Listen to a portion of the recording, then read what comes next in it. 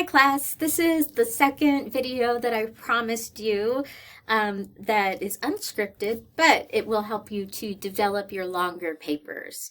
Do you remember when we went through this and I had you start uh, brainstorming how to start from stories and look for themes?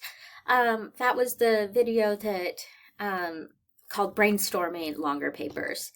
In it, I explained how if you begin with your own stories, then go in and look for themes within the stories, then find something in common with all the themes, and then explore the relationship between the main themes and the sub-themes and everything.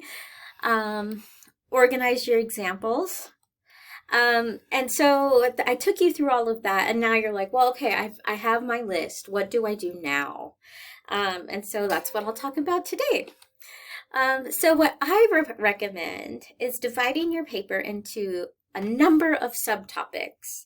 So you'll have your main thesis, which is something like, to me, being a teacher means A, B, and C as your thesis statement, your main point.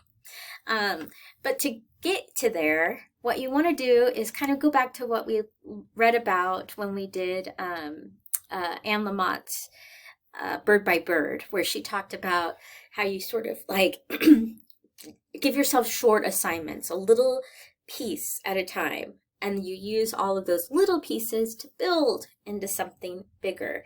You take it bird by bird. So when you take it bird by bird, you start with your robins, then you got your blue jays, then you have your hummingbirds, whatever. One thing at a time. And so one way you can think about this is that you have your main topic, maybe it's in your title, that sort of encompasses the whole thing. So that for you will be something about your identity. Then you can imagine like breaking that up. If you look at a book, often they have part 1, part 2, maybe part 3 or 4 on top of that. And then within those parts, it's divided into chapters. And then within those chapters, it's divided into headings. And then within those headings, it's divided into topic sentences. This is a really normal way of going through organizing things in increasingly small ways. When I wrote my dissertation, I got my 300 pages together by thinking in these terms. You can kind of get through things, big things, by chunking it down into smaller pieces. So to kind of take that further with an example, so for all of you, your main thing is going to be something about your identity. So my example is about being a teacher. And as I indicated before, using my spider graph or web or whatever you call it, I identified 3 areas that my stories sort of seem to indicate are important to me. So care of students' well-being, care of student success, and care for the subject matter. So I found 3 sections of my paper by identifying those themes. So after you kind of find your themes, then you want to organize your personal examples. So for me, I have the example of students crying in my office. I could probably add more under there. Care of student success, helping my students get into med school or grad school or the social work program or the nurses program or whatever. And then finally, the care for the subject matter. And I have the example of what it's like to read student papers as a personal story that I could write if I needed to.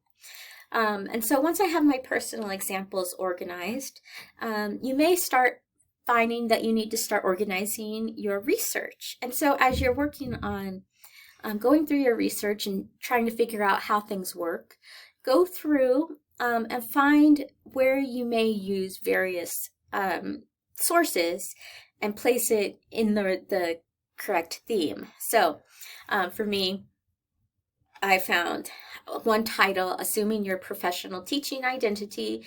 I found some of the content with that really paired well with care of students' well-being. There's a quote that I found about how students, they may forget what they taught you or what you said, but they will never forget how you made them feel. That's always been a really important quote for me. And so I would put that under students' well-being. The next one down, care of student success. I liked this quote from Lynn Lowry that says, create spaces for them to take risks and be imperfect learners. I have an idea about how I might be able to connect that with student success. And so if this kind of makes sense, so we've organized our personal examples. Now we're organizing our research examples within these larger themes. When we get after Thanksgiving break, you'll have a couple of, or one video that you'll watch where we talk about thesis statements and the 3X strategy. If you have gone through and done broken your topic down into multiple small subtopics, when we get to this activity about thesis statements and 3X's, you will find it very simple. If you haven't, well, you'll be able to use that strategy to help you continue to develop your paper. So that's the end. So happy developing, and I will see you soon.